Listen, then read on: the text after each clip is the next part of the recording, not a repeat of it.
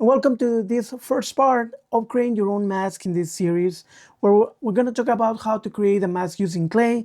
In my second part, I'm going to talk about how to create the mold, and in the final part is going to be about creating your replicant resin. All the parts are going to be available right away for you to watch. So let's start. Remember, this is a sculpting channel, but I do 3D printing, and if you want to support me, this channel, if you see some value, please check my links and check my membership on Buy Me a Coffee.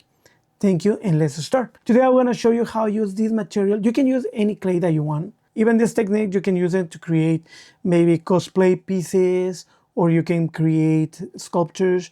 So really useful what you can learn, and really easy. And these videos are not meant for like professional ones. You see so many videos of people doing amazing molds, amazing casting, amazing sculptures.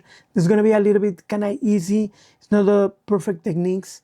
You need the experience to do more complicated things. Let's start with the monster clay. Like I mentioned before, you can use any material. You can use plastilin to create the mask. To be honest, I choose and I love monster clay. There's other clay like Chavan that I still haven't tried.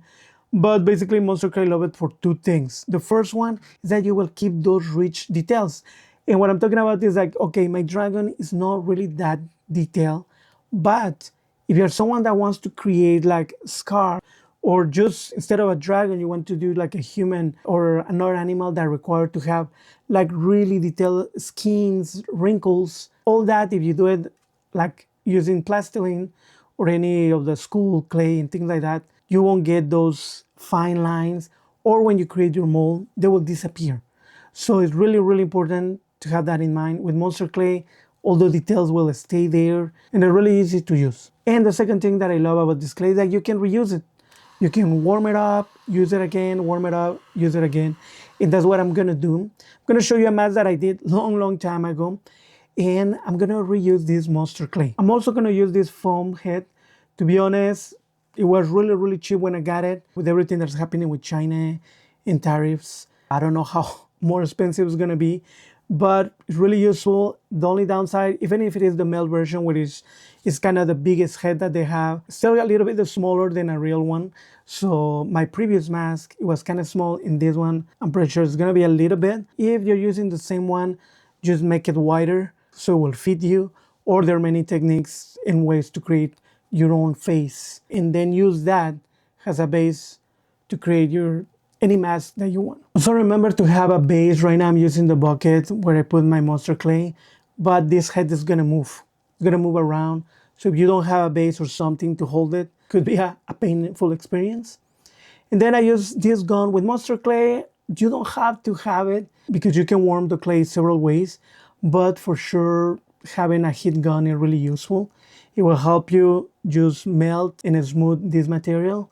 If not, you can even use a hair dryer. It's not that powerful, but it works. You can see how easy it is just with my tool to remove it. And that's how you create shape. That's how you can take the material if you put too much, or just to shape the form that you want. So like you see, so what's really easy to pull it off. It doesn't stay, it doesn't stick into the foam.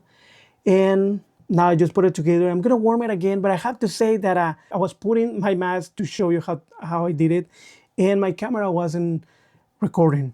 So that was a mistake that I did, but because it wasn't cold, I was able just to remove it and start again. Like any other sculpture, the best thing is to start with tiny pieces and slowly build your shape. Over here with monster clay, there's many techniques to maintain it hot. To be honest, I use my heat gun.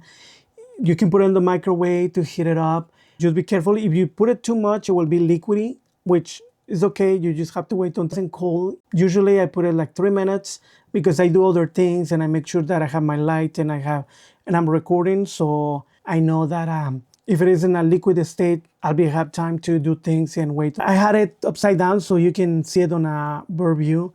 But to be honest, it wasn't looking like a dragon. I think I was thinking of a lion or something. I couldn't see really clearly. I need to change my position. It was looking more like those Japanese spirit masks, and I needed to do something. So what I did, this foam head have a hole in the middle, so you can actually build a support. They don't sell it with the support. I mean, I'm pretty sure they do, but I didn't check that. So I built my own with just rubber bands, piece of wood that I had, and some liquid resin that I cure with my UV lights.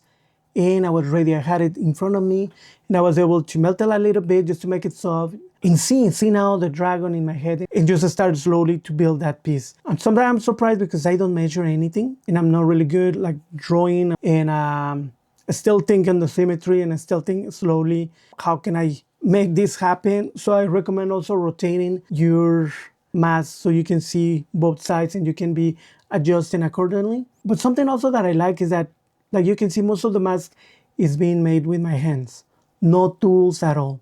The tools, you can use anything to create more details: toothpicks, forks, spoons, knives. There's so many things that you can use, but you don't have to worry about really the tool. I will recommend first think about the shapes, just the overall shape, the form, and then you can go with your tool. Over here I have my trusty spatula that I love, where I can go in and create those lines, create those shapes that I want.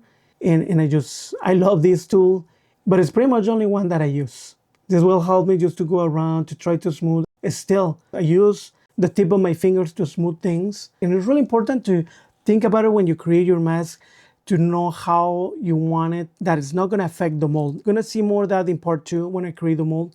But the most important thing is not to have, and more if you don't have experience, things that are sticking out really long.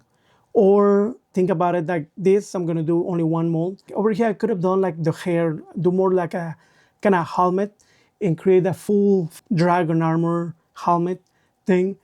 If I do that, I will have to create 3, 4, maybe 5 molds so I can take them apart and then put them together to do the casting. With one mold, you only have one mold. So if over here I wanted to create like a big horn or something, I will have to create a separate mold to cast that one at the same time that I'm casting the rest of the face. So just have that in mind. That's why this one doesn't have a lot of things sticking out. But just think about your mold and how complex you want it. And then I was happy with the shape, but I wanted to have more details, but I didn't have time. I needed to go to work. So what I did is start creating these scales that I wanted to be in the whole mask. But at the end, I decided only to do it in half. And one mistake that I did is I didn't really press it really hard. What I'm talking about is that some, they were kind of floating because I didn't press it really good.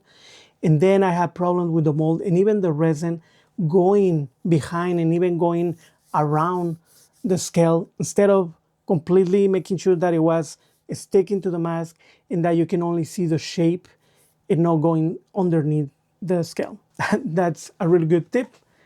And then when you have it, this is my mask. Put some extra clay on the side to create the holes to be able to attach something and use it as a mask.